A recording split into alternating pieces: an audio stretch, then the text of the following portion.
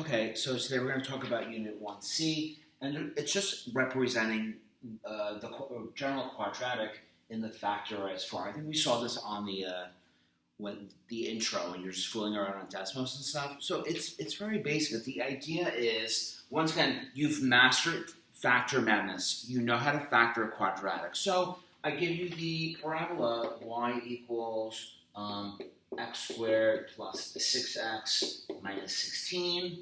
Okay, the first thing you do is factor it. X plus 8, x minus 2. And then you say, oh, you know what, this is how I'm going to find the zeros, the x-intercepts. So I'm going to set this equal to 0. So these are the solutions. The solutions are, these are the x-intercepts,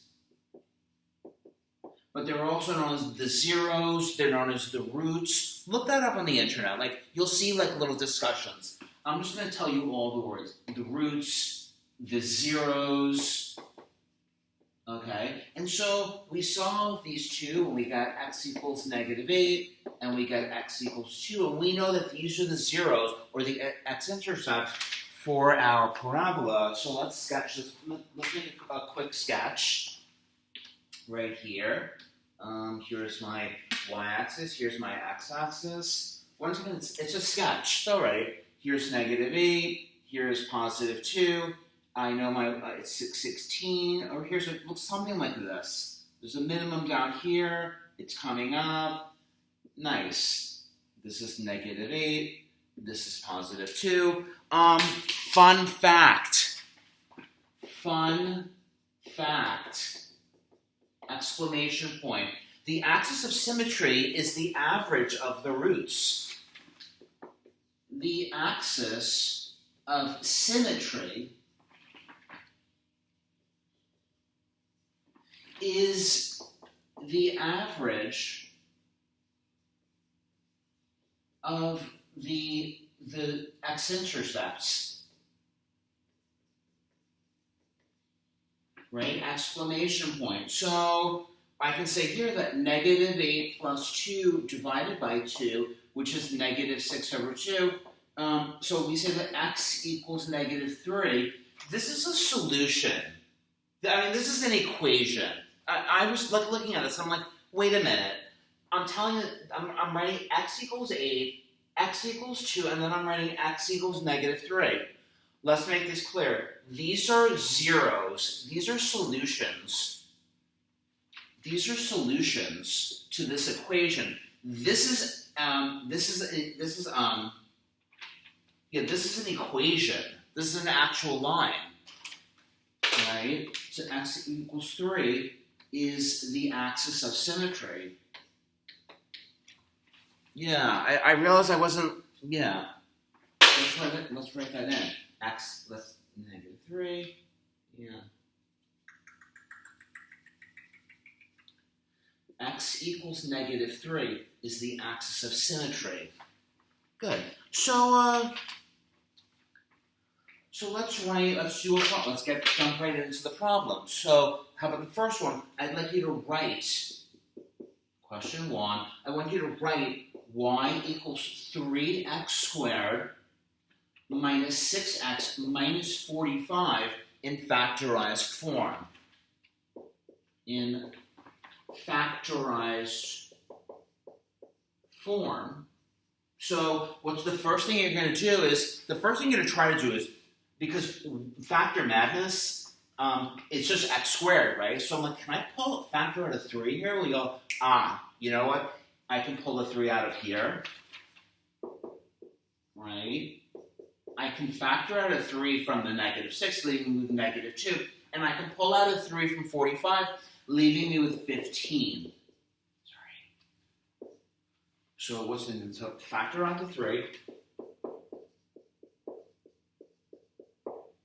We're going to leave it. We're not getting rid of it. And then now we have our basic factor madness. You're SL kids. You have to know how to factor these quadratics. I'm just saying. 3x minus 5, x plus 3. Sorry. And then I might ask some extra questions like, what are the solutions? What are the x-intercepts? So you go, the x-intercepts are, you set this equal to 0, and you have x minus 5 equals 0, x plus 3 equals 0, so you have x equals 5, or x equals negative 3. Can you see all the way down there? Yeah. What's the axis of symmetry? You say, I know that. What's the axis of symmetry? Who remembers? Oh, it's right here. It's the average. So it's, let's see, x equals 5 plus negative 3 over 2, which is 1. X equals 1. Once again, these are solutions. That's an equation. Okay, now let's get to the good stuff. They're going to ask you, they're going to ask you something like this on the IB exam. So, let's, good. So, the question is, a quadratic formula has a vertex at -1, -5, and a 0 at 4. Find the equation in the standard form. Okay, let's get that written down. It's also in the book. It's Unit 1C. It's in the book if you want to see it. But I'm going to write it down. So a quadratic function has a vertex at -1, -5, and a 0 at 4, and they want you to write the equation in standard form. Write the equation in standard form.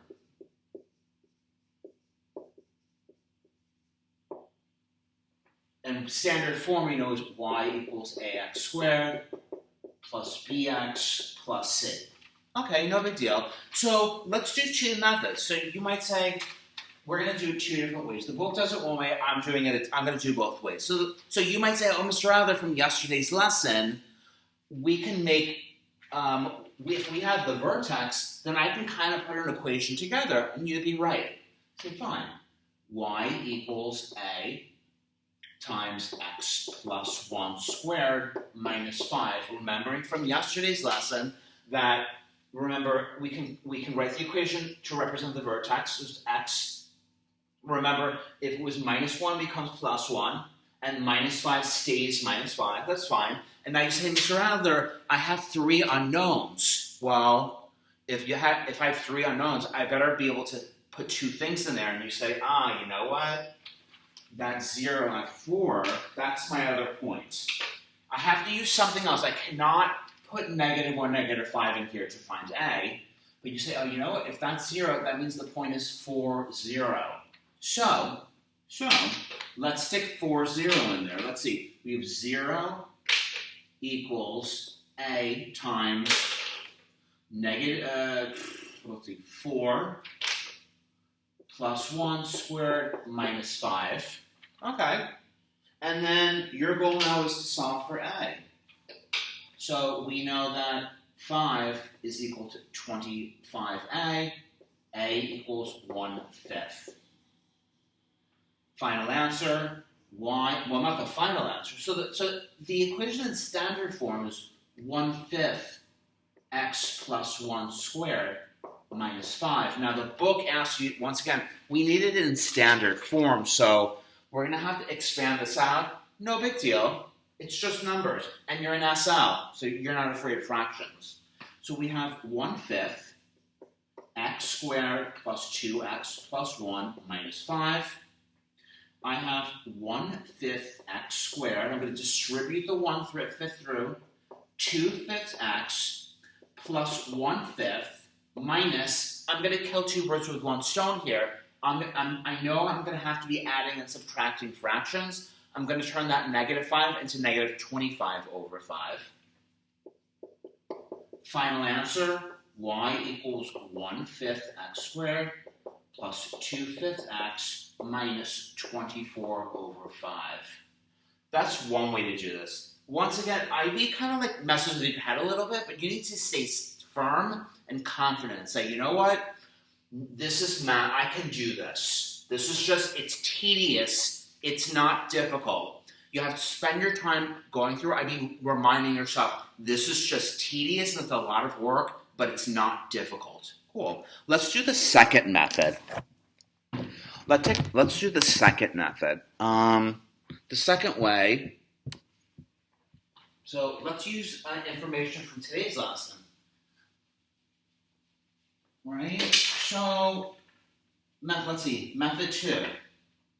Method 2. Well, we know, let's see, I'm going to write it down. Let's see. So, method 2. So, we know that the vertex is -1, -5. That means the axis of symmetry is x equals -1.